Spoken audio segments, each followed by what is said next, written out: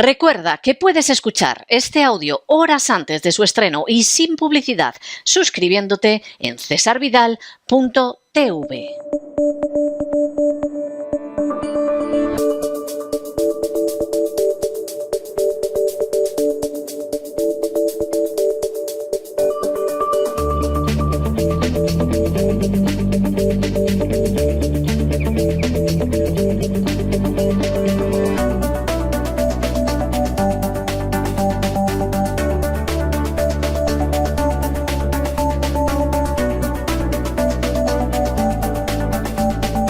Despegamos con Lorenzo Ramírez.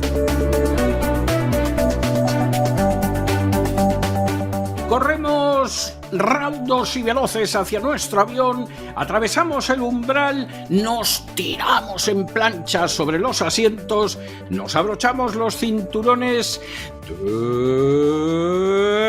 despegamos y nos vamos elevando por los aires hasta alcanzar nuestra altura y nuestra velocidad de crucero. A mi lado, don Lorenzo, ¿qué hace usted con ese cubito lleno de tierra? Viene usted de la playa, pero no le veo palita y tal, y además una tierra con una banderita china. Bueno, me explicará usted esto de la tierra que trae usted aquí. ¿Ha estado usted en alguna playa del mar de la China o algo así? En fin, ya me contará. Muy buenas noches. Muy buenas noches, don César. Traigo tierras y además son raras. Son raras, con lo cual Toma, ya, ya. Bueno, si son chinas, claro. Son raras, muy raras. Vamos a hablar hoy realmente de lo que está ocurriendo en el mundo, de cómo está el tema de las reservas de las tierras raras, que es como se conoce a ese grupo de materiales, a ese grupo de recursos naturales que hemos venido a denominar tierras raras y que son fundamentales básicamente para todo lo que tiene que ver con el desarrollo tecnológico y también pues el desarrollo energético, porque al final el desarrollo tecnológico va ligado a todos los sectores. Hoy traigo un saco, traigo muchos temas. Buenas noches, don César. No soy el hombre del saco, que para algunos a lo mejor sí pueda serlo. Yo me pasé una buena parte de mi infancia escuchando lo del hombre del saco, porque en aquel entonces se utilizaba mucho para amedrentar a los niños y era muy inquietante porque en esa época en Madrid, pero me imagino que en toda España, veías a muchos hombres con sacos por la calle, porque claro, habían ido a llevar carbón, habían ido a llevar leña, o sea, los hombres del saco eran muy comunes en la calle y claro, tú con 3, 4 añitos de edad, con 2, 3 añitos, te preguntabas si alguno de estos no sería el hombre del saco y tu madre y tu abuela no se habían dado cuenta y a saber lo que podía suceder. En fin, bromas a mí me da mucho miedo porque yo cuando fui pequeñito, después de salir de Zaragoza y de ir prácticamente por toda la geografía española, mis primeros años los pasé en territorio vasco, los pasé en Vitoria, los pasé también en Bilbao. Y yo a quien le tenía miedo profundo era a lo lanchero, esta especie de sustituto. Claro. Le tenía pavor, verdadero pavor. Y luego cuando fui mayor me enteré de por qué le tenía pavor, porque esto era un tipo, ¿no?, que durante los días cercanos al solsticio de invierno pues bajaba el hombre con el saco y en lugar de regalos lo que te daba era con el palo, ¿no? Con lo cual... Era hasta peor. Yo recuerdo, claro, lo del hombre del saco a mí me inquietó en una tiernísima infancia, pero luego llegó el sacamantecas y ya a mí el sacamantecas no me impresionaba porque a ese no lo veía yo por la calle. Yo decía, le tiene que dar tiempo a sacar un cuchillo, una navaja para sacarte las mantecas, te da tiempo a correr. Todo esto dentro de esa especial forma de razonar que tienen los niños, que a los adultos les puede parecer absurda, pero que está cargada de lógica. Lo que pasa es que luego al niño le llevan a la escuela y lo atontan. Está cargada de lógica, sí. Pero los niños, por regla general, tienen un sentido común y una lógica aplastante, ¿no? El problema es eso, que los acaban atontando los mayores, pero instintivamente el niño razona de una manera que te deja sorprendido, claro. Y esa intuición, esa forma de sentir, que era un poco lo que me pasaba a mí con el famoso lanchero, como digo, que, bueno, aunque posteriormente y bueno, pues en la actualidad sigue siendo un personaje con carácter festivo, y el tema en las Navidades y estas cosas, además de ser profundamente pagano, era un tipo que en el siglo XVIII se decía a los niños que bajaba por la chimenea con la hoz, pero no llevaba regalos, sino a cortarles el cuello. Fíjense cómo es el proceso de cristianización, yo diría más de un proceso católico de la figura, que progresivamente pues pasa a ser el que entrega los regalos, ¿no? Se me ha puesto el vello de gallina, como a la peluquera esta que se ha hecho viral que le cortaba el pelo largo a una señorita que Por bueno, pues Dios. tenía pinta de tener menos luces que un trastero. Supongo que usted también lo ha visto, don César. ¿Qué sociedad tenemos? Una niña llorando porque le cortan el pelo. Estas son las que luego abortan sin despeinarse, don César, ¿eh? Sin despeinarse. Bueno, Sí, estamos sí, en sí. este Despegamos, miércoles 25 de septiembre. Como digo, vengo más cargado que el burro de San José. Temas que abarcan prácticamente todo el planeta. Semana marcada por la cumbre del futuro de la ONU. ¿Qué nombre le han puesto estos tipos, ¿no? ¿Qué capacidad tienen, ¿no? Para hacer propaganda. Hablamos un poquillo de ella el pasado lunes. Y ella, sobre todo en relación a esa Agenda 2030 2.0, que pasa a ser Agenda 2045, que está reuniendo a las principales marionetas políticas en Nueva York y que en las últimas horas ha tenido como protagonista a Erdogan, gobernante turco, que no solo ha arremetido contra la incapacidad de la ONU para detener la masacre en Gaza, sino que además ha realizado un muy duro discurso en el que primero ha recordado la relación que ha tenido Turquía con el pueblo de Israel y en segundo lugar ha comparado al primer ministro israelí, a Benjamín Netanyahu, con el mismísimo Adolf Hitler, don César. He visto el discurso de Erdogan y la verdad es que el discurso era muy sólido y muy bien atado, porque claro, ha hecho referencia a la legalidad internacional una y otra vez, ha hecho referencia a la muerte de civiles perpetrada por el Estado de Israel y claro, ha dicho algo que eso explica la cara que tenían los delegados israelíes cada vez que los enfocaban. Y es que ha dicho, y a nosotros no se nos puede acusar de antisemitismo porque los judíos saben que cuando los echaron de España, no ha dado la fecha de 1492, pero todos sabemos cuándo fue, quien los acogimos fuimos los turcos. Y cuando huyeron de Hitler, muchos de ellos los acogimos los turcos. Y es totalmente verdad. O sea, eso es absolutamente cierto. Y podría haber añadido, y el único país que ha dejado hacer maniobras a la aviación y al ejército de Israel, todo lo que ha querido en su territorio, ha sido Turquía. O sea, Estados Unidos habrá podido entrenar gente, habrán podido entrenar pilotos bajo el paraguas de la OTAN, etcétera. Pero el único país que ha consentido que hicieran maniobras en su territorio, pero vamos, hasta caerse agotados, los israelíes, ha sido Turquía. Es decir, es un país desde ese punto de vista impoluto que sigue teniendo una colonia judía importantísima y la tiene desde hace más de medio milenio. Entonces a nosotros no nos puede venir diciendo que como somos musulmanes somos intolerantes y antisemitas, porque el caso de Turquía es exactamente todo lo contrario. Y no tenemos nada contra Israel, pero este Netanyahu se comporta como Hitler, está quebrantando la legalidad internacional y aquí la ONU tiene que movilizarse porque esto no puede ser. Y tenía razón. Tenía razón y sobre yo no siento la menor simpatía por Erdogan. Además creo que es público y notorio. Lo hemos dicho en numerosas ocasiones, ¿no? Además, en el discurso, durante todo el relato que ha ido exponiendo Erdogan, en ningún momento confundía Israel con pueblo judío con gobierno de Israel, que es una diferencia que hay que hacer, que es fundamental hacer y que la mayor parte de los propagandistas quieren que no hagamos para que el análisis sea completamente maniqueo y para que sea un análisis manipulado, ¿no? Él ha dicho, dice, al igual que Hitler fue detenido por la Alianza de la Humanidad hace 70 años, Netanyahu y su red asesina deben ser detenidos por la Alianza de la Humanidad. No habla de los judíos, no habla ni siquiera de Israel, sino que habla de Netanyahu y su red asesina. Su red asesina, bueno, pues su camarilla, los gobernantes que están llevando, con el beneplácito de una parte de la cúpula del ejército israelí, no vamos a negarlo, que están llevando a cabo todo este genocidio, ¿no? Cuando planteaba también Erdogan en su discurso, primero, manifiesto la incapacidad, ¿no? de Naciones Unidas para poder detener esto, con lo cual estamos aquí todos, nos gustamos mucho, hacemos unos discursos y realmente luego no sirve de nada, y luego una pregunta al aire, todavía nadie es capaz de responder. Dice, ¿acaso los habitantes de Gaza y Cisjordania ocupada no son seres humanos? ¿No tienen derecho los niños de Palestina? Claro, la cara de los representantes israelíes y de los estadounidenses era un absoluto poema, justo cuando además hemos estado... Sí, claro, es que no puede ser otra cosa. De todas formas, vamos a ver, Israel tenía al inicio de esta historia de embajador en la ONU a un patán, pero un verdadero patán, que yo no sé cómo se les ocurrió enviarlo. Es decir, a lo mejor pensaron, a ver, ¿quién es muy bruto y no se va a controlar y va a aparecer una bestia y asusta a la gente? Que es fundamentalmente lo que parece el camino que ha decidido tomar Israel, el de aterrar a la gente. Entonces mandaron a un sujeto que era un verdadero patán. Los que estaban en esta intervención no eran, a favor de Israel hay que decirlo, el patán que ha sido durante estos meses embajador en la ONU y que no sé si sigue siendo, pero decidió que no aparecía. Pero claro, uno estaba con una cara que si me dicen que era de plástico me lo creo porque es que no movió un músculo de la cara, todas las veces que yo le vi.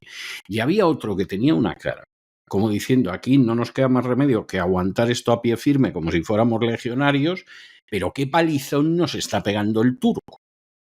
Y esa es la realidad. Cambió de embajador recientemente en Israel ante Naciones Unidas. Ahora Bueno, es Danny Danon. no me sorprende porque el otro era un verdadero patán. Es lo último que puedes tener como embajador porque era un impresentable total y absoluto.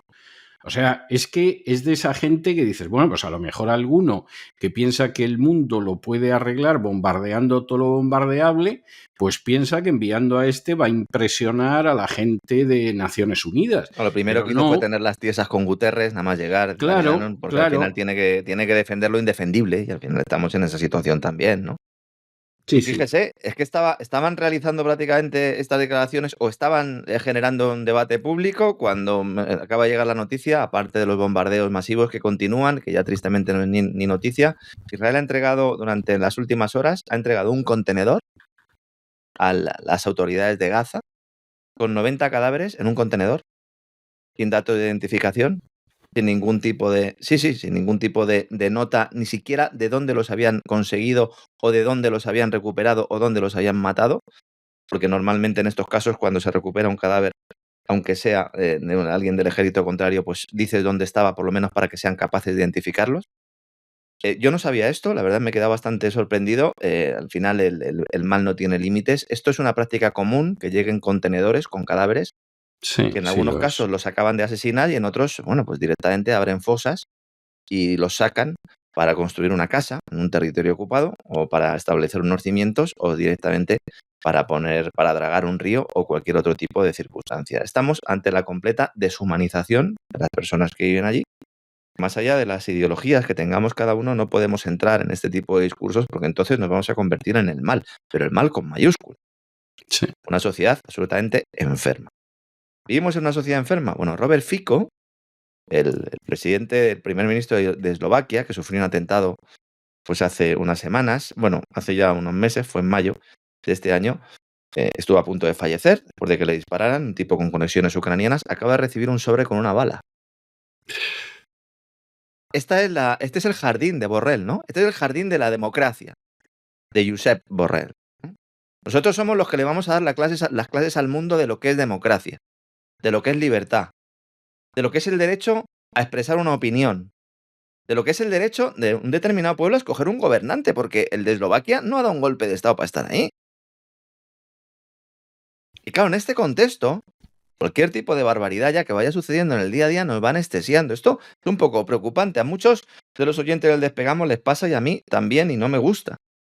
Porque claro, estamos todos los días destripando la realidad y llega un momento en que esto es como uno que trabaja en un matadero. No perdamos la vista y no perdamos la gravedad de lo que hay.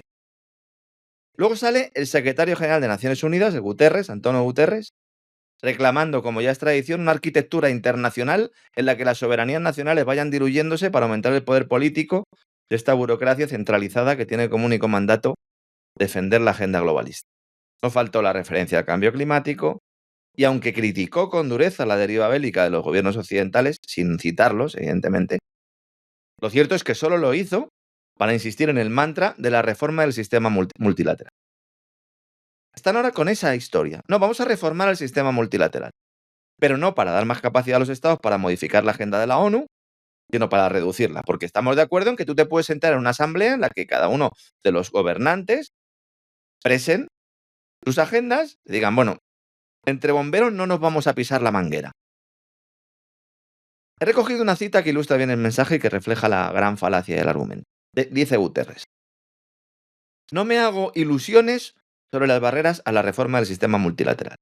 Los que tienen poder político y económico y los que creen tenerlo son siempre reacios al cambio. Pero vamos a ver, Antonio.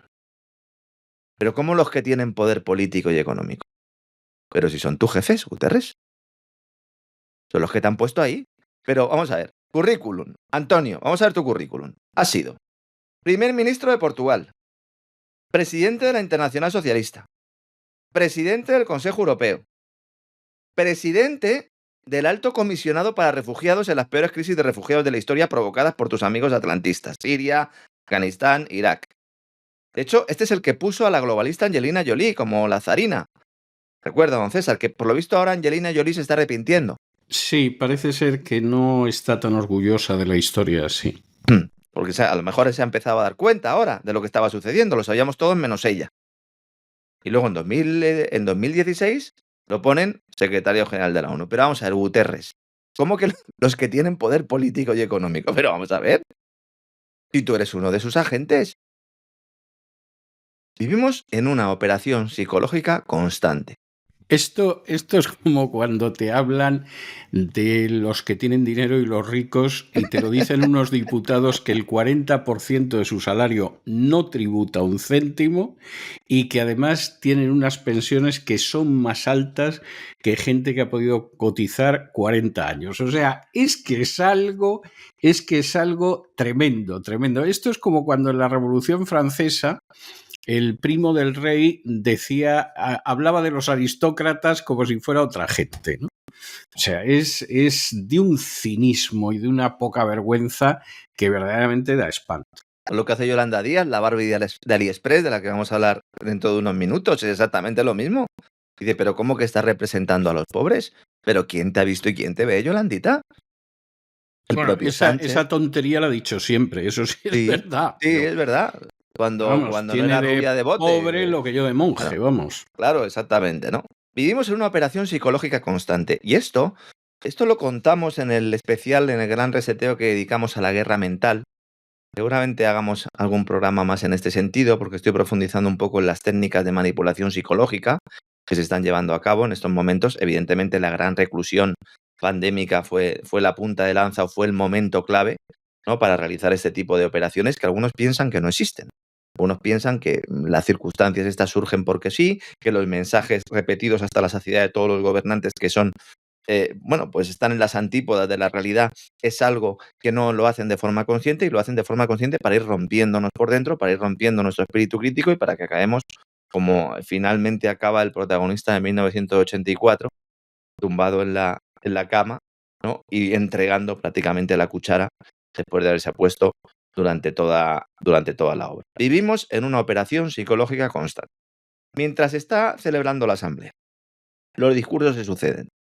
Sale, a pocos metros de allí, el consejero delegado de JP Morgan, nuestro amigo Jamie Dimon, viejo conocido de los oyentes de este programa, uno de los grandes ganadores de la crisis actual, el que recoge los dólares que salen despavoridos de los bancos pequeños de Estados Unidos, ayudados por sus amigos Powell y Yellen, que son como el pastor que lleva el palo para que los dólares salgan despavoridos, y nos dice, con cara de preocupación y haciéndose inocente, vuelvo a citar textualmente, hombre, el escenario geopolítico está empeorando. Hombre, vamos a ver, Jamie. Hombre, igual tú, como cabeza de la hidra financiera de Wall Street, igual tienes algo que ver, ¿no? No, ninguno de estos tiene nada que ver. Es algo verdaderamente tremendo. Esto es como la señora que engaña a su marido con quien se le pone por delante y luego dice, vengo de la reunión de amigas y hay que ver lo zorras que son algunas. Es exactamente lo mismo. Exactamente lo mismo. El escenario geopolítico está empeorando. No sé, como el que sale a la ventana y dice, hoy igual llueve y tal. Hombre, Jamie, quizás tu nauseabunda colusión con los encargados de fabricar el dinero deuda norteamericano y tus posiciones en el capital de los empresarios que se están forrando con ese empeoramiento del escenario geopolítico, hombre, quizás a lo mejor es responsabilidad tuya y de tus amiguetes, ¿no? Es increíble cómo se ha elevado a este tipo a los altares, a Jamie Dimon, sin que la mayoría de la gente conozca las oscuras relaciones con las personas que realmente dirigen esa geopolítica que nos dice ahora que está empeorando. Voy a hacer un breve resumen a nuestros oyentes para que sitúen el personaje. Estamos hablando de un tipo que no solo es aspirante a sustituir a Yellen en el Tesoro de Estados Unidos, sino que es considerado, bueno, pues el financiero por excelencia. Sí, Él y sí. Larry Fink, ¿no? Lo tendríamos en blanco. Sí. Año 2000, un año antes de los atentados del 11S. Los imperios Morgan y Rockefeller se fusionan. Esto lo contamos en los dos especiales que hicimos también en el Gran Reset. 4 años después, el mismo año en el que se producen los atentados del 11M en Madrid, hay otra fusión, mucho menos conocida. Entra el Bank One de Chicago, incorporando a un chaval, bueno, ya era talludito, ejecutivo Jamie Dimon, el que hoy es, como digo, el CEO del grupo y que se está configurando como uno de los financieros más importantes del mundo. Larry Fink y él, una pareja que es parte visible de esos poderes financieros que mueven los hilos. Jamie Dimon venía de Citigroup. ¿Recuerdan Citigroup? Que posteriormente a la crisis bancaria también se iría al garete. Y llega a Bank One, una entidad que prácticamente no conoce a nadie, por lo menos la gente que no está en el ámbito financiero. ¿Por qué? Porque se ha querido ocultar una oscura historia que rodea a este banco, que está, o estaba, porque ya no existe, con grandes y estrechas relaciones con la mafia y los servicios de inteligencia. Algo que ha investigado en profundidad otra vieja conocida de este programa, Whitney Webb, famosa en todo el mundo por destapar las claves internas de la trama del proxeneta de la élite Jeffrey Epstein. Jamie Dimon asciende usando la red de contactos empresariales de Epstein. Están Leslie Wexner, financiero que compró Victoria's Secret en 1982, contratando a supermodelos para que lucieran joyas en ropa interior y que luego pasaban a determinadas habitaciones de hoteles, cuyo patrimonio era gestionado por Epstein, porque Epstein era un banquero de inversión. Estaba en Bear Sí, es algo de lo que no se suele hablar, pero que es bastante importante, sí. Es determinante. O sea, el campamento de verano, los Boy Scouts lo hacen en el banco de inversión de turno. Ayer lo comentábamos un poco. Es ahí donde te dan la túnica, donde te dan el manual, donde te dicen, mira, a partir de ahora vas a dejar de ser humano. Porque si eres humano no puedes machacar a los humanos. O vas a deshumanizar a los humanos, como quieres. Yo creo que dejan de ser humanos, pero bueno, cada uno piense lo que quiere. Wexner, Leslie Wexner y Epstein estaban relacionados con los servicios secretos británicos y tuvieron un papel muy importante en ese ascenso de Jamie Dimon para llegar a ser el primer directivo de Bank One y pasar luego a dirigir JP Morgan Chase, que es donde está ahora mismo. Además, hay otra familia que participó en el ascenso de Dimon, la familia Crown, cuyos profundos vínculos con el crimen organizado y el complejo militar industrial la convirtieron en una de las familias más ricas, poderosas y corruptas de Estados Unidos.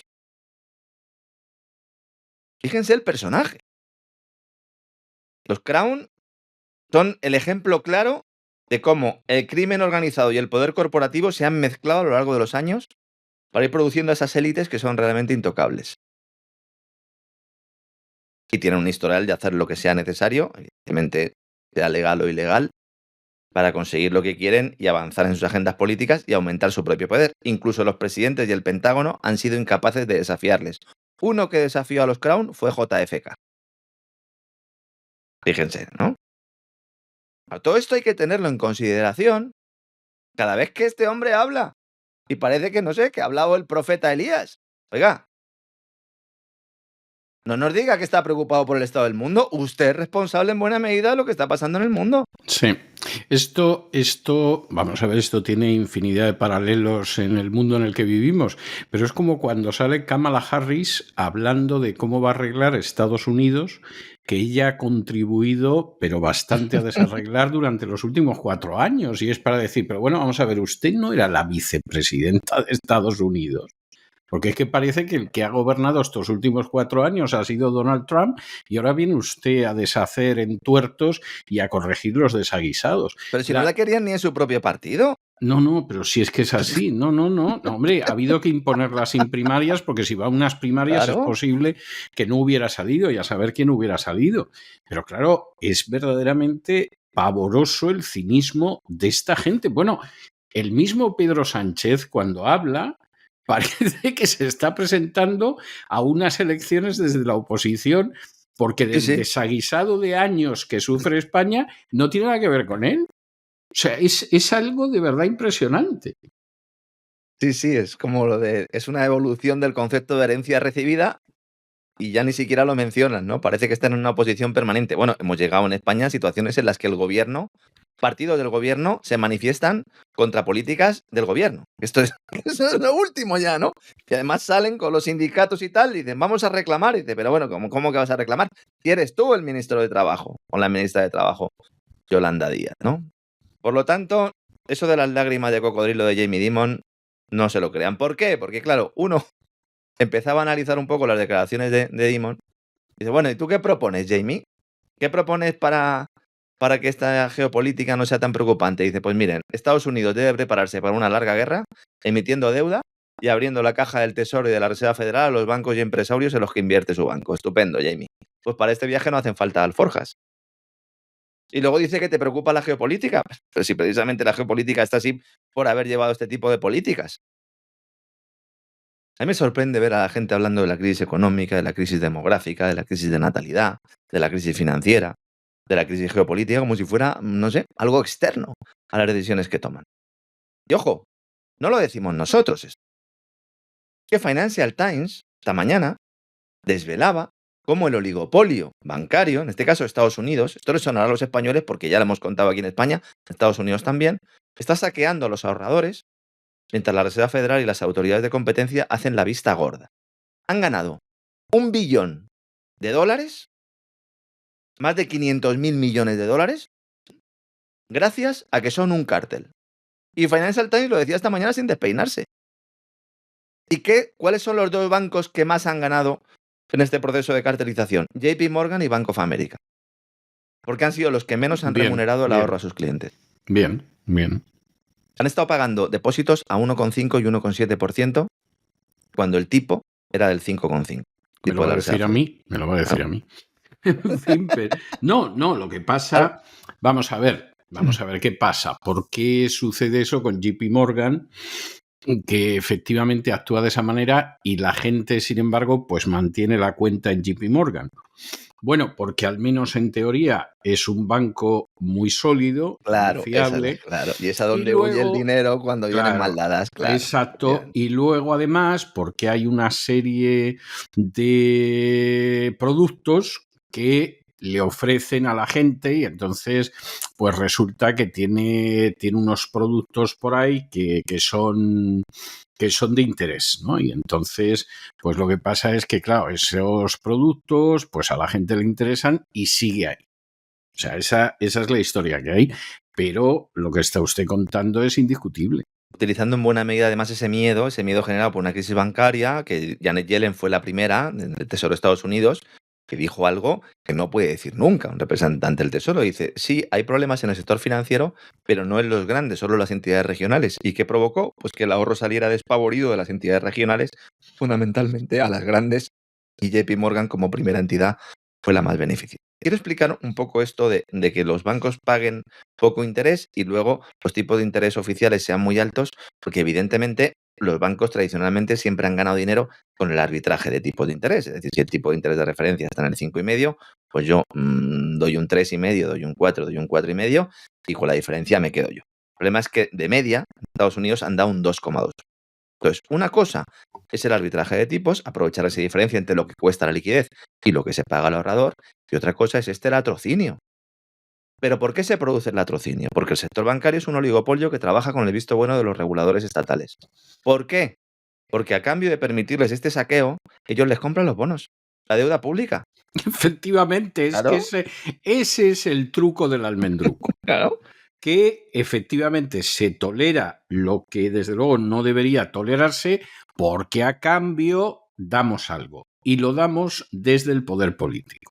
O sea, es algo el tesoro verdaderamente entusiasmante. Claro. Los grandes jugadores financieros recomiendan comprar bonos del tesoro. Hombre, un bono del tesoro de Estados Unidos siempre va a tener demanda, sobre todo cuanto peor vaya el mundo, cuanto mayor preocupación geopolítica haya, por utilizar el mismo concepto de Jamie Dimon, más deuda estadounidense se va a vender, porque es el activo refugio por excelencia.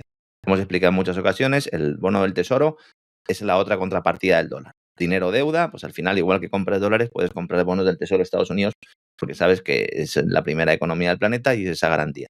¿Pero qué sucede en muchos casos? Porque estos bancos compran estos bonos y luego cuando hay una variación en los tipos de interés, estos bonos cambia su precio y los propios bancos tienen agujeros notables, en este caso, por haberse producido una subida de tipos de interés. Lo explico de una manera relativamente sencilla.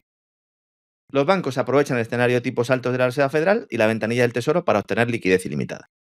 Oiga, estos pobres mortales no tienen liquidez ilimitada, pero yo no. ¿Y por qué yo sí tengo, si los tipos están altos? Porque cojo los bonos que ya compré el Tesoro y los pongo como garantía para pedir más. O sea, los utilizo como colateral. Dice, oiga, pero ¿no está bajando su valor? Claro, en condiciones normales el Tesoro no me daría $1 más. Pero es que voy a Janet y le digo, oye, Janet, tienes que seguir dando porque si no, ¿quién te va a comprar a ti la deuda en Estados Unidos?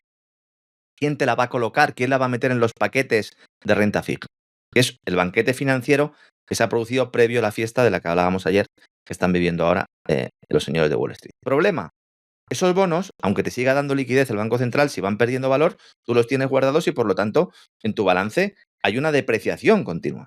Y esto genera un agujero de pérdidas latentes. Son latentes porque como el Tesoro te está cubriendo, no tienes que seguir al mercado a vender estos bonos. Y estas pérdidas latentes, ¿a cuánto ascienden? A 512.900 millones de dólares.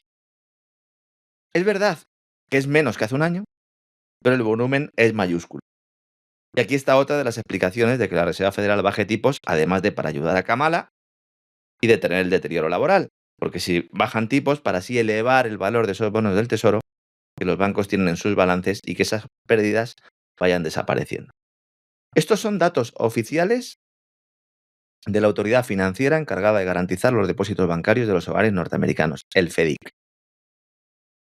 Que si uno va y lo analiza un poquito, dice, sin pelos en la lengua, que hay 66 bancos con problemas graves de solvencia. Están calificados en un estadio entre 4 o 5 de riesgo. Una calificación de 4 indica que el banco está sufriendo problemas financieros, operativos o de gestión que podrían amenazar razonablemente su viabilidad. Es decir, que están a las puertas de la quiebra. Y el 5 indica, cito textualmente, que un banco es críticamente deficiente y que requiere atención correctiva inmediata. Gran eufemismo este también, ¿no?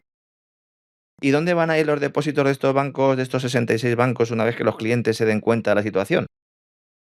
Pues al banco de Jamie Dimon y al resto de grandes entidades, ¿no? Esa banca que también es una pata, un tentáculo de esa agenda globalista y de esa locura para manipular el consumo de los ciudadanos utilizando el cambio climático. Cuando hemos hablado de esto, yo sé que hay algunos oyentes que todavía tenían dudas. Lorenzo, estáis exagerando. Lorenzo, nunca vamos a llegar a un mundo de ese tipo. Lo tenemos ya delante. NatWest Bank, banco con sede en Londres, acaba de lanzar un nuevo sistema de monitorización de pagos para rastrear las compras de sus clientes como parte de una ofensiva contra la compra de carne y productos lácteos, utilizando como excusa el cambio climático. Ya están aquí, como decía la de Poltergeist, ¿no? Ya están aquí.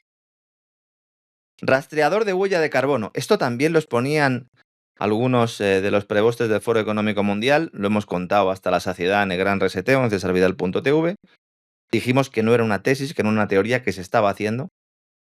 El sistema monitoriza el gasto del cliente y cuando compras carne o productos lácteos te regaña. Salta una alerta.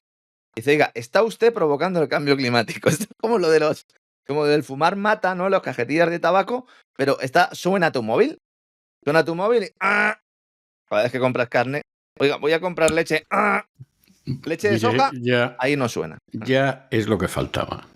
O sea, ya es lo que faltaba, porque es que estoy viendo que un día vas a entrar en el dormitorio y de pronto vas a ver que sale un señor debajo de la cama y te va a decir, mire, disculpe, que es que en lo que estábamos vigilando su casa me he retrasado y no me da tiempo a salir antes de que llegue. Y por cierto, me acabo de acostar con su mujer, ¿no?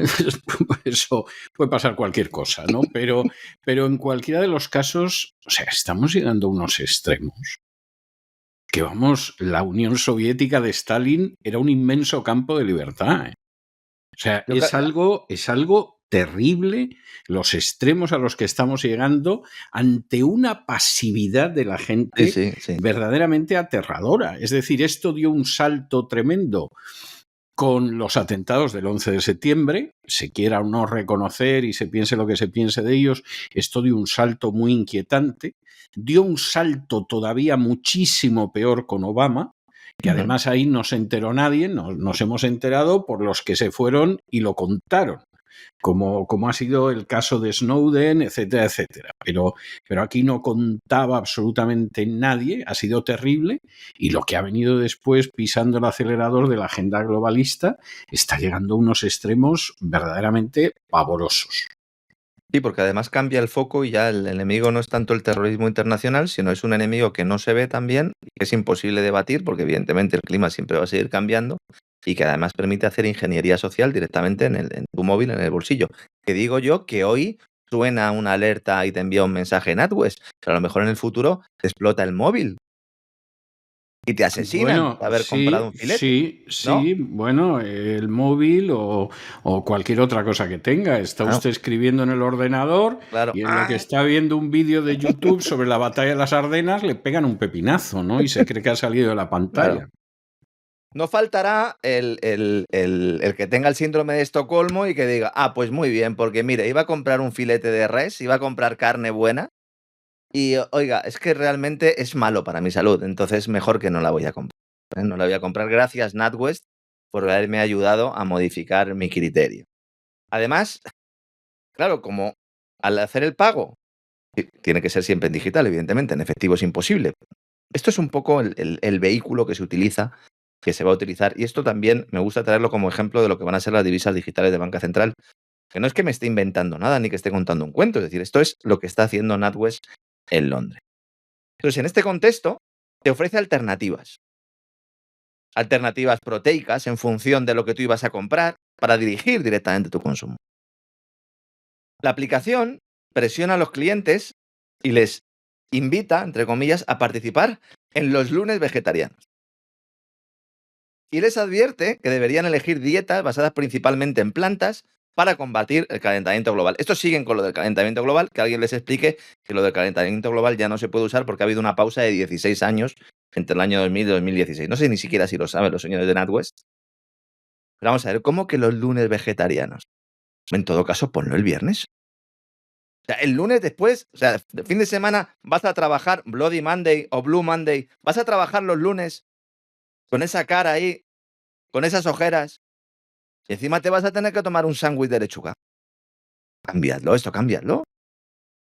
Ponerlo el viernes, a lo mejor después del jueves, que te has liado, estás de resaca y a lo mejor si te viene bien la ensaladita, antes de que te pegues ahí la barbacoa del sábado.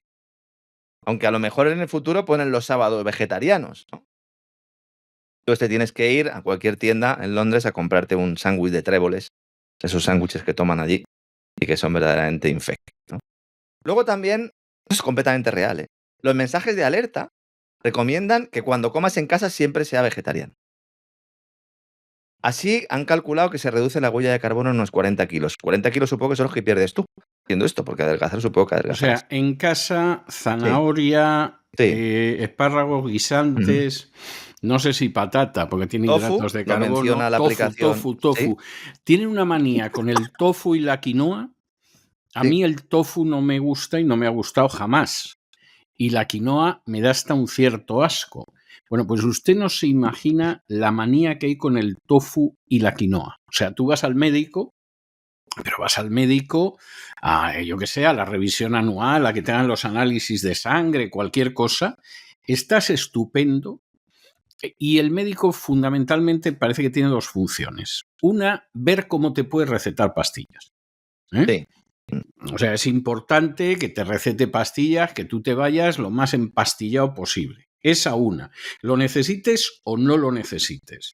Habiendo incluso reacciones negativas al combinar todas las pastillas o no las haya, que generalmente mejor, las hay. Incluso mejor en algún caso. Incluso mejor porque te pueden todavía, para enfrentarse a esas reacciones negativas, recetarte más pastillas, lo cual explica que en Estados Unidos la tercera causa de muerte sean los medicamentos. Ya a partir de aquí saque usted conclusiones. Esa es la primera finalidad del médico. La segunda finalidad es que comas tofu y quinoa. O sea, es algo que tú le estás oyendo y tú dices, pero hombre, si quiere usted empujarme al vegetarianismo, que ya le adelanto que tiene usted la batalla perdida, Hombre, recomiéndeme algo que sea medianamente atractivo. Yo qué sé, tomates, en fin. Tengo que reconocer que pensar que los tomates son atractivos es difícil, pero en fin, no sé, tomates. A mí me gustan, con aceitito y sal, sí, con No, aceitito y sal. a mí también me gustan, pero no me atraen como un filetón, no le voy a engañar, o como un filete de salmón, pongo por caso, no me atraen igual, pero bueno. Vale, tomates, yo qué sé, alcachofas, algo de ese tipo. No, señor, tofu y quinoa. Luego nos estamos volviendo locos. Cuando hemos hecho programas en el Gran Reseteo hablando de todo esto, hace ya unos años aquel que se titulaba Comerás hierba y serás feliz. Recientemente también hicimos uno sobre el sector agrícola. Contamos cómo la idea, que además se plasma en un informe de la Fundación Rockefeller, Reset the Table, se llamaba ese informe, que te lo pueden encontrar en internet, se planteaba que había que ir a un contexto, a un modelo en el cual la comida fuera recetada, también, no solo los medicamentos, sino también la comida recetada. Pues alguno podía pensar que estos eran exageraciones o que realmente pues es ver enemigos donde no los hay, pero es que es así, una aplicación ya directamente en tu móvil, que además de todo esto, no quiero insistir porque podríamos estar aquí todo el programa, también recomienda comprar ropa de segunda mano, está muy bien, o sea, ya lleva la ropa de otro, no vueles, y luego te pone un enlace al net cero del Foro Económico Mundial. Esto es. Luego también hay mensajes de advertencia adicionales del banco que indican a los clientes que apaguen las secadoras, que compartan viajes en automóvil y que laven su ropa con agua fría. De momento solo la ropa. Entonces en algún momento vamos a tener nosotros que ir al río. Bueno, no. De momento solo la ropa, pero porque dan por supuesto que ya se ducha usted con agua fría. Es decir, esto... Para fastidiar a Putin, recuerdo cuando nos decían eso. Exactamente, para fastidiar a Putin. Para fastidiar a Putin. Tú te bañas en agua fría y entonces Putin, que está en el Kremlin, dice, ¡Uchti! ¡Gasparín! Compadécete de mí, señor, porque claro, cuando alguien en Occidente se ducha con agua fría, pues eso tiene un efecto mágico sobre Putin que debe ser, vamos, como el tormento de los réprobos en el infierno, ¿no? Hay que ser idiota, desde luego, para decir eso, y ya los que se lo creen, ya se escapan a la definición, pero hace muchos años, cuando le digo muchos años, le estoy hablando a usted de hace casi medio siglo. Yo conocí a un muchacho que decidió alistarse voluntario en el ejército español, que entonces era obligatorio, y los que éramos objetores de conciencia íbamos a la cárcel unos años por no entrar en el ejército. Y entonces decidió entrar en el ejército y al presentarse voluntario podía escoger cuerpo y me parece que escogió paracaidistas, ¿no? Y en un momento determinado, claro, los amigos un tanto sorprendidos le preguntaron que cómo había tomado esta decisión, ¿no? Y entonces dijo, es que a mí hay cosas que me gustan mucho, como ducharme con agua fría. Y tú dices, bueno, el razonamiento... Era de Bilbao, a lo mejor, ¿no? No, que va, el pobrecito era de Madrid, venido de provincias. Claro, la cuestión es decir, bueno, y para ducharte con agua fría tenías que alistarte en los paracas. O sea, es que hay cosas de verdad que desafían el sentido común más elemental. No sé qué habrá sido este muchacho, dicho sea de paso. Bueno, esperemos que no acabara pagándose pitillos en el pecho, ¿no? Le deseamos de aquí toda la... Todo puede ser. Era del perfil, ¿verdad? Creo que entró en una secta, pero vamos a dejarlo ahí. Se hizo su servicio militar en los Paracas y luego entró en una secta a la que pertenecía a su madre. Pues como se podrán imaginar todos nuestros amigos, ante estas desfachatez y todo este cúmulo de despropósitos de los señores de NatWest por los agricultores de Reino Unido, la patronal ha presentado varias quejas formales, pero vamos a este mundo. Los bancos nos mandan la cartita con lo de la huella de carbono y todo el tema del cambio climático y el desarrollo sostenible, porque van a tener que ser los agentes, los verdaderos terminales de ese Banco Central, que va a ser realmente su único papel, ese y comercializar productos cuando ya pues todas las divisas digitales sean de banca central, al menos las de curso forzoso. También es noticia en Estados Unidos la huelga portuaria, que es una nueva amenaza en la cadena de suministro global. Ya estamos en septiembre, nos acercamos a fin de año y podemos tener ahí un importante problema. Primero se habló en su momento, fue una de las causas de esas restricciones el tema de la pandemia o la gran reclusión, luego todo el follón en el Mar Rojo y continúan los hutíes dándole sopas con ondas a británicos y a estadounidenses, y ahora una huelga portuaria en Estados Unidos está atascada la negociación salarial entre el gigante empresarial Maersk y la Asociación Internacional de Estibadores. Estamos hablando de que congrega pues, prácticamente a todos los trabajadores portuarios en el país. La empresa ya ha impuesto un recargo a toda la carga que se traslade hacia y desde las terminales de la costa este de Estados Unidos y la costa del Golfo para cubrir los mayores costes derivados de esas interrupciones. Va a afectar el paro a vías de acceso por donde transitan más de la mitad de todas las mercancías transportadas en contenedores hacia y desde Estados Unidos. No estamos hablando de ninguna broma, estamos hablando de algo muy relevante. Siempre que se habla de restricciones de suministro, todo el mundo dice, no, son los chinos los que están generando problemas. Sí. Pues en esta ocasión no es así. Los chinos que creo que están a punto de la quiebra, porque llevan así como cosa de una década que ya esta semana quiebran. Sí, ahora está todo el mundo viendo en ese plan de estímulo el que expusimos ayer, un indicador de que China se va a la quiebra. Cuando cierre el año creciendo un 5, un 5,5, pues supongo que nos dirán que las cifras son falsas, que es lo que hacen todos los años, ¿no? Por supuesto. Y luego es importante lo de Maersk, porque yo estaba leyendo, el periódico está en Estados Unidos, estaba viendo el alcance que podía tener esto, y como he visto que era grave, pues he dicho, voy a contarlo y en el Despegamos, y he dicho, ¿de qué me suenan a mí estos, no? Los de Maersk, que son el gigante naviero, estos son a los que Pedro Sánchez les prometió el dinero de los contribuyentes españoles para establecer 2 grandes centros de producción de metanol verde en Andalucía y Galicia. En el año 2022 hubo mucho brindis al sol. Ayer hablábamos del de Intel, ¿verdad? Con Ursula von der Leyen diciendo que Intel iba a ser, vamos, la empresa que nos iba a llevar a los cielos del mercado de chips europeo. Bueno, pues nos dijeron que Maersk iba a crear un hub, como les gusta ahora ya denominar, un nodo, centro de producción de metanol verde. Se nos dijo, salió Sánchez personalmente y nos dijo que la inversión total iba a ascender a 10.000 millones de euros. No dijo qué parte de esto íbamos a poner los contribuyentes. Todo ello para generar 85.000 empleos. Mediante un protocolo de colaboración para impulsar la producción de hidrógeno verde y biocombustible para el sector marítimo en España. Cuando se presentó el proyecto, aquí hicimos números, contamos y explicamos cómo esto es una verdadera barbaridad, que es propaganda, y que el uso del hidrógeno verde y el biocombustible para el sector marítimo en España, no sé si en el futuro a lo mejor puede tener algún tipo de sentido, pero no, en el momento actual, nasty de plástico. ¿Y sabe lo que ha pasado después de los 2 años casi que ha ocurrido, 1 año y medio? Pues que los de Maersk han dicho que, mire, que se lo van a pensar. Que van a reconsiderar su plan de expansión en España. Vamos a ver, que si hay que ir, se va, pero que va a ser que no. Y que mientras tanto van a dirigir sus inversiones a Marruecos aprovechando las ventajas fiscales que ofrecen los puertos marroquíes. Muy bien, hombre.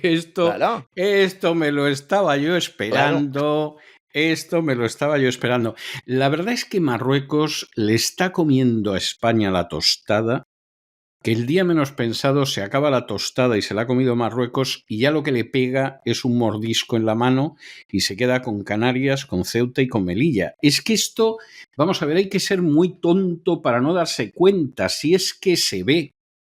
Y además, vamos a ver, a mí la política de Marruecos me parece absolutamente repugnante, me parece criminal lo que pasa en el Sáhara, me parece criminal la cantidad de gentuza que envía al otro lado del estrecho, que en muchos casos son antiguos presidiarios, antiguos gravísimos enfermos, antiguos habitantes de los manicomios de Marruecos, etcétera, que nos envía cortésmente el rey de Marruecos a los europeos, ¿no? O sea, todo eso me parece repugnante. Pero al mismo tiempo, yo tengo que reconocer que hace una política muy inteligente.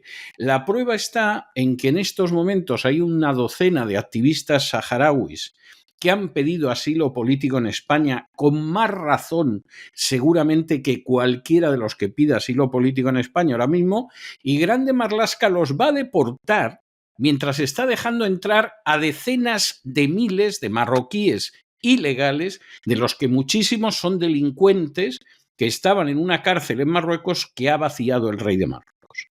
O sea, si eso no es el resultado de mantener, es verdad que delante tiene a la gente que ha tenido, a Zapatero, a Rajoy, a Sánchez, que en fin han hecho un daño a España los tres absolutamente incalculable. Eso es verdad. Pero hombre, no cabe la menor duda que la política de Marruecos es una política vilísima. Que luego tiene detrás a Israel y que tiene a Estados Unidos, es cierto. Pero bueno, España teóricamente hubiera podido tener detrás a Israel y lo tiene en contra desde hace muchísimos años. ha podido tener detrás a los Estados Unidos, y yo creo que la última vez que Estados Unidos hizo algo con España fue cuando España recuperó el islote de Perejil, y entonces, para que fuera ni para ti ni para mí, hizo que España se retirara de Perejil, pero no permitió que lo ocupara Marruecos en la época de Aznar, y esa es la última vez que España ha recibido ayuda de los Estados Unidos. Un rapapolvo, que Bush le echó un rapapolvo a Aznar. Y además un rapapolvo. Pero hasta ahora Marruecos tiene un apoyo tremendo de Israel. Y de la Unión Europea y de la burocracia europea. Y de la Unión Europea. Esta es la otra gran cuestión. Vamos a ver. Oiga, es que hay empresas que les interesa más estar en puertos marroquíes. Nos hablan de un concepto que es el nearshoring. No, es que esto es el nearshoring. Es decir, hay muchas empresas europeas que quieren acortar la cadena de valor de sus productos, sustituyendo a otros proveedores, mejor asiáticos, por proveedores ubicados en el continente africano. Muy bien. Esto está bien, esto es un concepto geoeconómico importante, que existe en otras áreas también. Pero ¿por qué las empresas se van a los puertos marroquíes? Pues porque ellos no tienen que pagar la tasa del CO2. Porque ellos no tienen que pagar. Entonces uno analiza los datos y dice, oiga, usted tiene que cumplir, tiene que estar dentro de ese mercado de compra de derechos de emisión de carbono que exige la Unión Europea quien opera en nuestros puertos. Y dice, no, aquí no. Bueno, pues entonces tendré que ir ahí. El 1 de enero de este año entró en vigor el nuevo régimen de comercio de derechos de emisión, que incluyó al sector marítimo. Y aquí dijimos y explicamos que iba a haber 2 países que se iban a ver beneficiados. Uno, Egipto, pobrecitos de Egipto, teniendo en cuenta lo que tienen ahí con Israel al lado y con toda la que está liando, vamos a dejarlo a un lado. Y luego Marruecos. Porque esta inclusión del transporte marítimo en este mercado de derechos de emisión, que se aplicará de manera gradual, obliga a las navieras a pagar los derechos de emisión que resulten de aplicación. Y estamos hablando del 100% de los derechos en desplazamientos entre puertos ubicados en la Unión Europea y el 50% en conexiones cuyo destino o origen se sitúa en puerto europeo. Es decir, que los puertos europeos tienen una desventaja competitiva respecto a los de terceros países como Marruecos. Actualmente, los 2 puertos españoles más importantes, que son Valencia y Algeciras, mueven un volumen de mercancías equivalente al 57% de las que mueve Tánger-Med. El primero a nivel mundial es el de Shanghái, evidentemente, pero esto no se puede comparar, respecto del cual pues el de Valencia no alcanza levemente el 10%. Y luego además Tánger-Med tiene en sus instalaciones una terminal ferroviaria, algo que resulta crucial para descarbonizar el transporte cuando los ferrocarriles se mueven con electricidad, con lo cual también eluden toda su cuestión ahí. La gran pregunta es, ¿por qué la Unión Europea permite que esto se realice? ¿Por qué la Unión Europea además entrega ayudas públicas a las empresas que se establezcan allí? ¿Por qué la Unión Europea paga parte del desarrollo de las infraestructuras, no solo logísticas, sino también hídricas de Marruecos y la implantación de determinadas centrales de energía? El otro día hablábamos de las nucleares, pero al final Europa acaba financiando de forma directa e indirecta también las plantas fotovoltaicas que se ponen en Marruecos. O sea, a lo mejor la explicación la tenemos en el Morocco Gate. Ese escándalo que quedó tapado por el Qatar Gate, que nadie ha querido investigar, que permanece durmiendo el sueño de los justos en el cajón de algún juez. Los policías que lo han intentado investigar, algunos de ellos han acabado bastante mal, y mediante el cual pues el régimen de Mohamed pues entrega jugosos estipendios a determinados eurodiputados. ¿Hay eurodiputados españoles que estén cobrando en Marruecos? ¿Hay ministros que estén cobrando en Marruecos? ¿Hay presidentes de comunidad autónoma que estén cobrando en Marruecos o gente de sus gabinetes? Pregúntenle al periodista Ignacio Zembrero, que se podrá explicar claramente, y algo de ello también contaba yo en mi libro sobre el 11. Hablando de logística y transporte, también hoy vuelve a ser noticia el sector automovilístico alemán.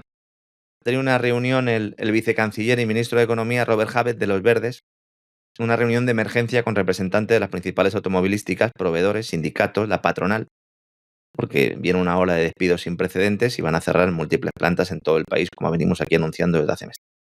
Volkswagen, Continental y Mercedes-Benz piden ser rescatadas.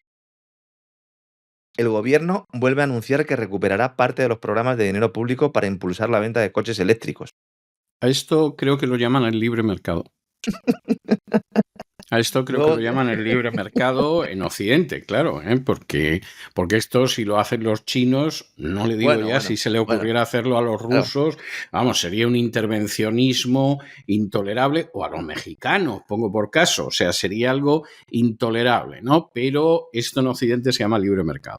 Pero esto no es la razón que argumentaba Bruselas para poner los aranceles a los coches chinos.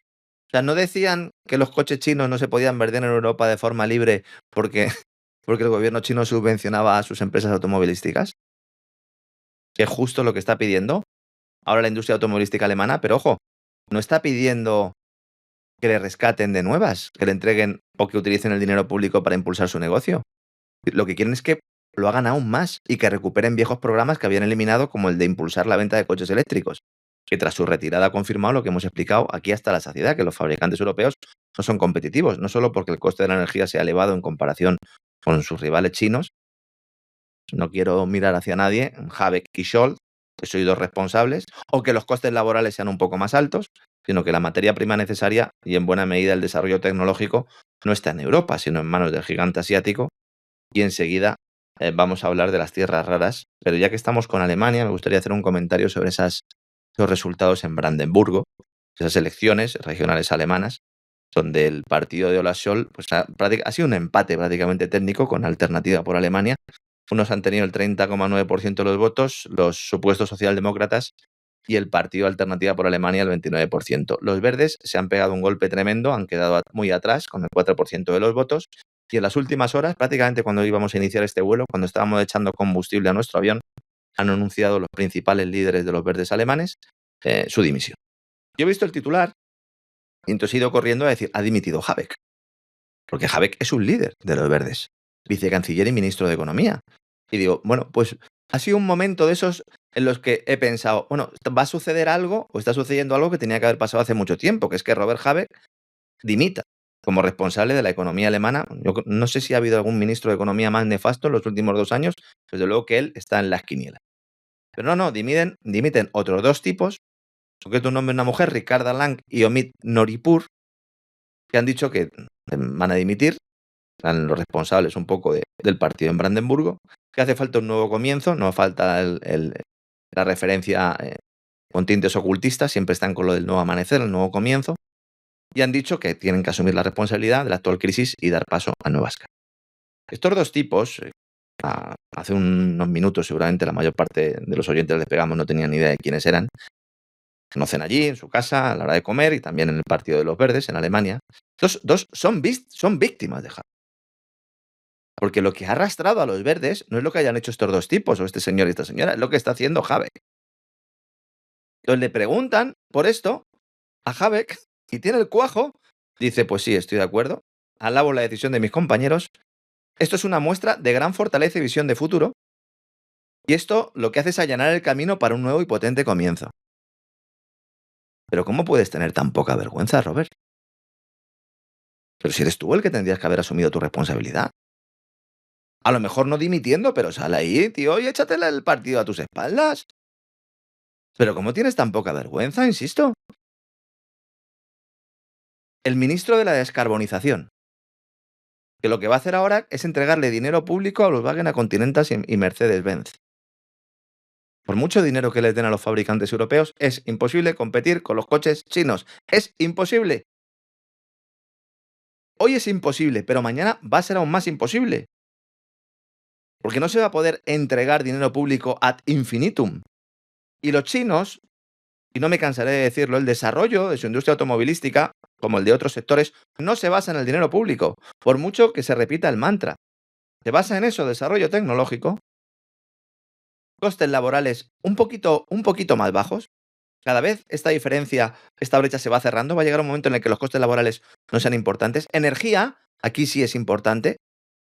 Pero claro, si tú sigues produciendo con fuentes de todo tipo, renovables, nuclear, hidrocarburos, tienes un mix completo, puedes adaptarlo en función de los precios. De eso se trata, eso es lo que tiene que hacer un Ministerio de Energía, un gobierno en materia energética, y luego tener la materia prima. China acaba de anunciar que se amplían sus reservas de las denominadas tierras raras, esas que traigo yo en el cubito, 17 elementos químicos indispensables para la fabricación de productos que van desde coches eléctricos, turbinas eólicas, los aerogeneradores, también los paneles fotovoltaicos, armamento, ordenadores, móviles. Tierras raras que están reconfigurando la economía y la geopolítica global. Ha sido en la provincia suroeste de Sichuan. Han hallado 5 millones de toneladas adicionales, lo que va a permitir a China seguir siendo líder indiscutible en producción y control. Se dice pronto 5 millones de toneladas. Claro, para eso... Por cierto, que en España, Claro. si me permite hacer un paréntesis, Iba por ahí yo, hay sí. tierras raras, pero no sé a quién pertenecen, porque no me extrañaría nada que de consumo el Partido Socialista y el Partido Popular se las hayan entregado a algunas multinacionales y en Vox, que están en la luna en multitud de cosas. Es triste decirlo, porque me da mucha pena decirlo, pero están en la luna y no me extrañaría nada que ni se hayan enterado, como no se enteran de otras cosas. Hay empresas australianas, empresas de Nueva Zelanda, y nosotros aquí, como dice usted, a la luna de Valencia. Claro. Uno de los mayores tesoros minerales de España está en el campo de Montiel, en la provincia de Ciudad Real. Que mira que le haría falta a la provincia de Pues Ciudad Real, imagínense. ¿eh? Imagínense, 30.000 toneladas de tierras raras. 30.000 descubiertas ya hace varios años, ¿eh, don César?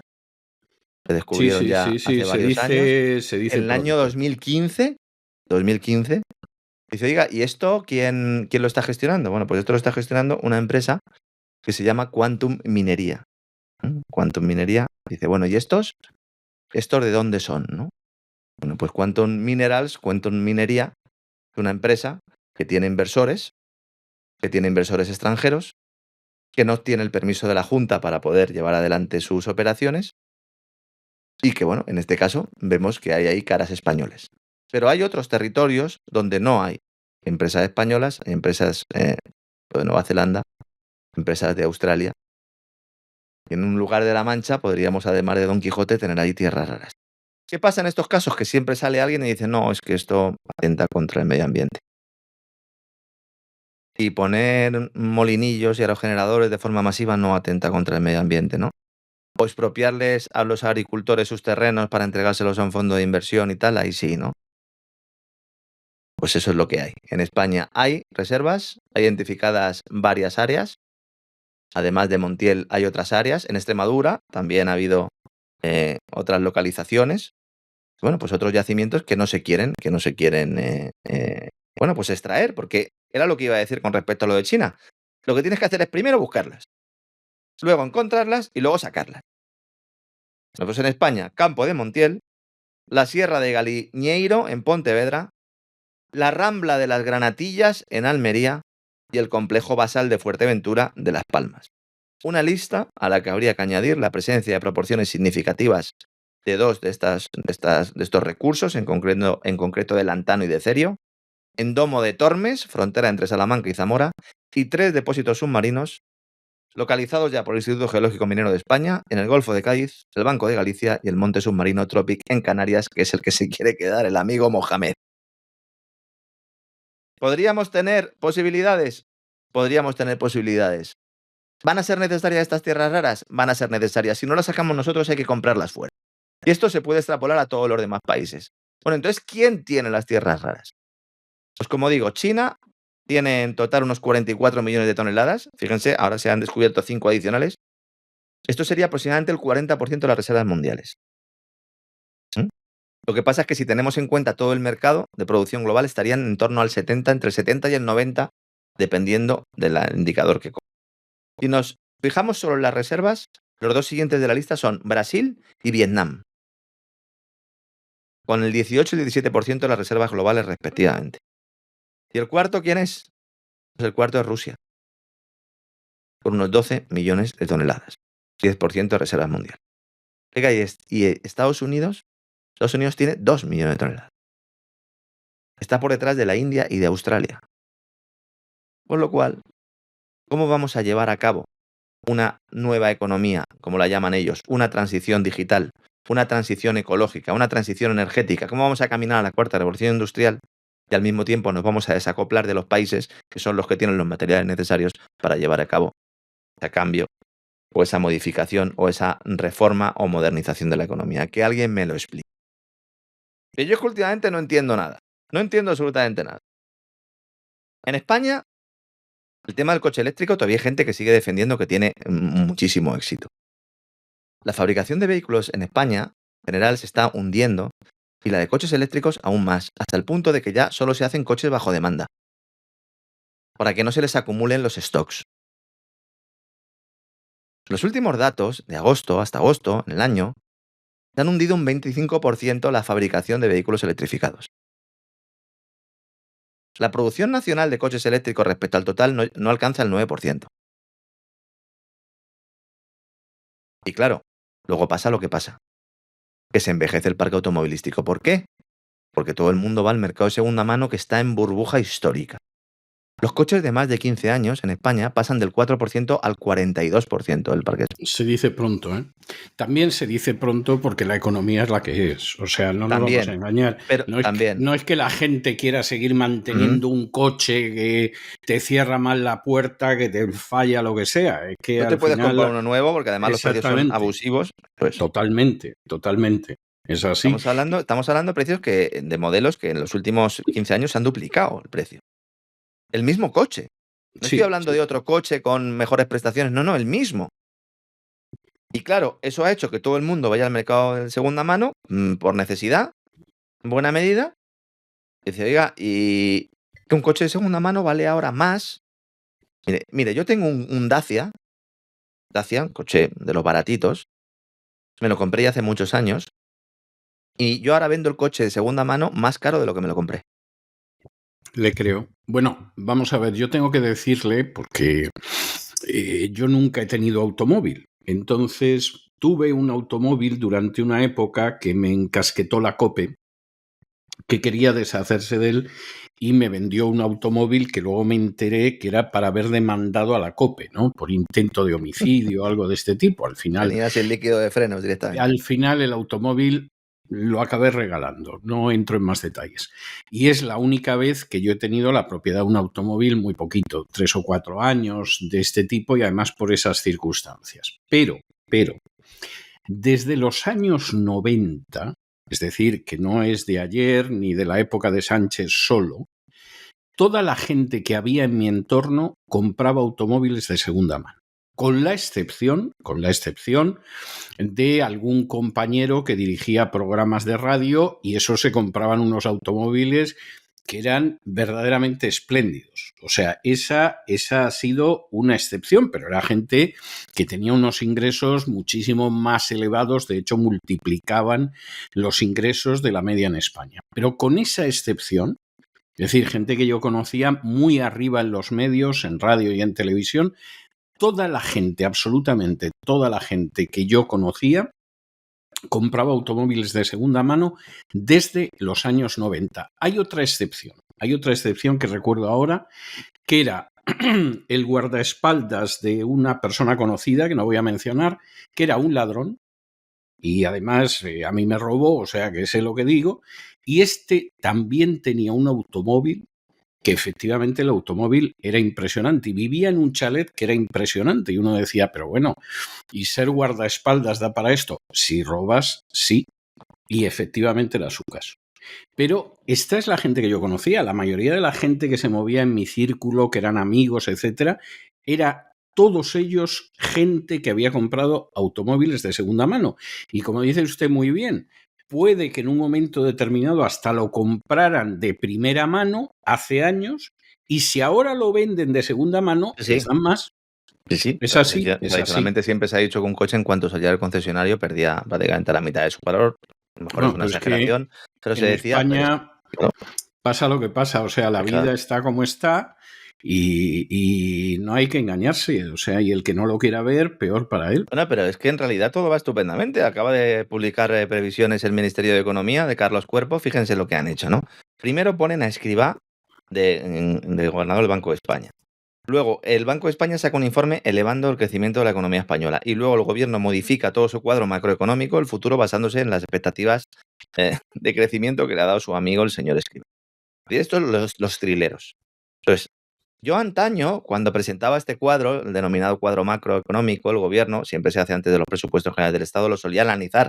Y lo analizaba con usted, íbamos partida por partida, intentábamos traducirlo al cristiano. Con lo cual, esto lo he hecho muchas veces.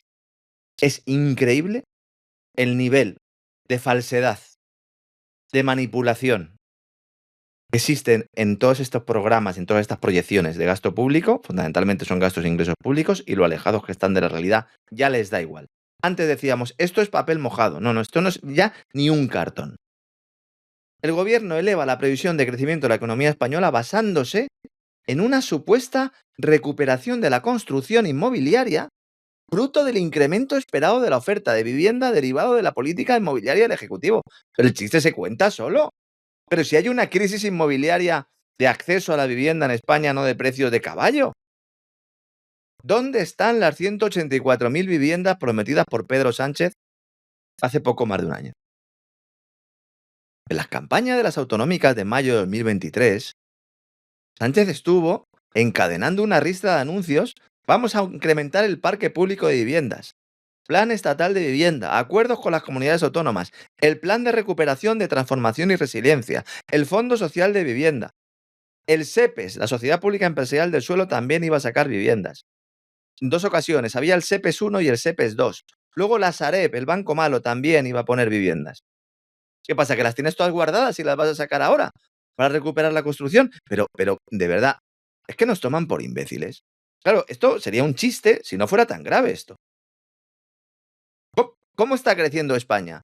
Maquillando el Producto Interior Bruto mediante emisiones de deuda pública salvajes. La deuda pública en España está aumentando a 800 millones de euros diarios. ¿Qué? De verdad. 800 millones al día. He cogido los datos de cierre de junio. ¿Alguien quiere mirar? Pues no asegure que estamos ahí Claro, todavía. Ya estamos a más, claro. Récord absoluto de nivel de deuda. Y ahora, Carlos Cuerpo, el ministro de Economía, quiere salvar los presupuestos con María Jesús Montero, permitiendo a las comunidades autónomas mayor déficit. Es decir, les permiten gastar más de lo que ingresan en mayor cuantía, ergo más deuda en el futuro. Dice, no, vamos como un cohete. Les dejo otra perla. El gobierno promete crear, esto me recuerda mucho a Felipe González, promete crear alrededor de 500.000 empleos al año y superar los 22 millones de ocupados en 2025. La buena marcha del mercado laboral permitirá impulsar el consumo privado. Para el carro, Manolo. Y el que no se lo quiera creer, que reviente, obviamente. Dice, alrededor de 500.000 empleos. Esto era como lo de los 800 o 1.000, cuando dijo Felipe que iban a crear 800.000. Lo dijo Guerra. Vamos a ver. ¿Vas a crear empleo? Sí, vas a crear empleo público, que es lo que estás haciendo fundamentalmente. No vas a crear empleo privado. Vas a crear empleo privado en las empresas en las que les permitas seguir endeudándose, en las que les respaldes con el Banco Central Europeo para que se puedan seguir endeudando, costes de financiación bajos. Pero esta idea, esta frase me ha llegado al alma. ¿La buena marcha del mercado laboral permitirá impulsar el consumo privado? Miren, fíjese si es falso esto. Según el último informe que ha hecho el sindicato USO, la Unión Sindical Obrera, amigo Santillana hace el departamento de estudios, es un departamento muy serio y hacen unos análisis muy buenos. Me he ido a coger las horas de trabajo reales. Si nos fijamos en los contratos, unas son de duración determinada, otros son demandantes de empleo que no van a trabajar, que van a cursillos. Para salirnos de todo este mare magnum, vamos a ver horas de trabajo en España. Con los datos de la Contabilidad Nacional Trimestral que elabora el Instituto Nacional de Estadística. La jornada media semanal, en estos momentos, es la menor de los últimos años y muy inferior a la que se realizaba en 2008 y 2009. Esto contrasta con que hay más personas ocupadas en 2024 que en todos los años precedentes, pero trabajando menos horas. Esto lo he explicado muchas veces. El empleo no se crea, se reparte. Hay un teórico récord de ocupación que se realiza con personas que no completan una jornada entera de trabajo. Y esto es precariedad, señora Yolanda Díaz. Estos son salarios reducidos. Usted hablaba en su editorial de las dificultades de los jóvenes. Esto aumenta las situaciones de pluriempleo. Y es que no solo se trabajan menos horas semanales de promedio, sino que además es una jornada muy por debajo de la que correspondería a una jornada completa de trabajo. Entonces, tener un contrato indefinido o temporal no implica tener un salario que permita comer. Una jornada reducida implica salario reducido, te genera la figura del trabajador en situación de pobreza teniendo un contrato indefinido, gracias a la reforma de Yolanda Díaz. Nos encontramos con trabajadores que firman más de un contrato indefinido al mes. Que esto es, ¿cómo que indefinido? Indefinido será por lo menos por unos cuantos años. ¿Cómo que varios en un mes? Originando un incremento de las situaciones de desempleo. Más de 500.000 al finalizar el segundo trimestre de 2024. ¿Esto qué implica? Que se necesita más de un contrato para llegar a fin de mes. Es cuando el gobierno dice: la buena marcha del mercado laboral permitirá impulsar el consumo privado, y si mi abuela tuviera ruedas, sería una motocicleta. Efectivamente, como todo el mundo sabe. Claro. Dice, no, es que ha aumentado la seguridad de los trabajadores. Falso. Ha aumentado la calidad del empleo. Falso. Voy a dar 4 datos ya prácticamente para terminar, para que vean hasta qué punto se ha manipulado toda la estadística, cómo el departamento de Yolanda Díaz, con su reforma laboral, lo que ha hecho ha sido esconder situaciones de precariedad. Desde el año 2021, las bajas voluntarias en España se han disparado un 200%. No está mal, ¿eh? No está mal. Los despidos disciplinarios se han disparado un 187%. Los despidos causados por no superar el periodo de prueba se han disparado un 800%. Los despidos por causas objetivas, el despido tradicional, un 200%. Y las bajas por pasar a la inactividad de los fijos discontinuos se han disparado un 550%. Este es el resultado de la reforma laboral, señora Yolanda Díaz. Esta señora que quiere ahora, está negociando ahora que se trabajen menos horas a la semana. ¿Saben para qué? Pues para que se reparta aún más el empleo. Porque al final el trabajo que necesite sacar adelante la empresa va a ser el mismo. Si tú limitas las horas de los trabajadores, obligas a contratar más. El problema es que como los costes laborales se disparan por parte del gobierno, pues no se puede contratar más. Y encima se condena a los pequeños y medianos empresarios a replantearse su supervivencia, mientras las grandes corporaciones, esas a las que decíamos ayer que le compra la deuda al Banco Central Europeo, disparan con pólvora del rey y elevan salarios sin problemas, contentos de expulsar a la competencia con la ayuda de esta Barbie de AliExpress, a la que el Ken de la Moncloa utiliza para desviar la atención y contentar a sus bases, que siguen engañadas, estafadas, sin darse cuenta de que esta supuesta defensora de los pobres es una de sus mayores enemigas. Pues es así, o sea, si es que al final obras son amores y no buenas razones, que dice el refranero español, que a veces es muy miserable, pero a veces es muy certero. Sí, hombre, claro, un refrán que dice, quien da pan a perro ajeno pierde pan y pierde perro, es muy miserable. O sea, ¿qué pretendes? ¿Darle un trozo de pan al perro y quedarte con él? Pues, o sea, hay refranes que son muy miserables. Yo si lleva tofu, se lo doy al perro. Se lo doy al perro si lleva tofu. Yo no, porque yo los perros les tengo cariño y no veo por qué hay que hacer eso. O sea, claro, no vamos a maltratar a los animales, ¿no? María, por nuestro aniversario vamos a matar un pollo, ¿qué culpa tiene el pollo, no? Exactamente, ¿no? O sea, yo pan con tofu se lo daría un buscabonus de la agencia tributaria, por ejemplo, ¿no? O sea, o quinoa, ¿no? O sea, quinoa, sí, sí, o sea, sí, usted sí. imagínese que mete a un grupito de buscabonus en una celda y los tiene alimentándose de quinoa y de tofu, ¿no? O sea, pues habría quien diría que les está haciendo un favor. A mí me parecería una tortura insoportable. Bueno, muchísimas gracias por todo, Lorenzo. Nos encontramos mañana, Dios mediante. Muchas gracias a usted, don César. Encantado como siempre. Hasta mañana. Hasta mañana.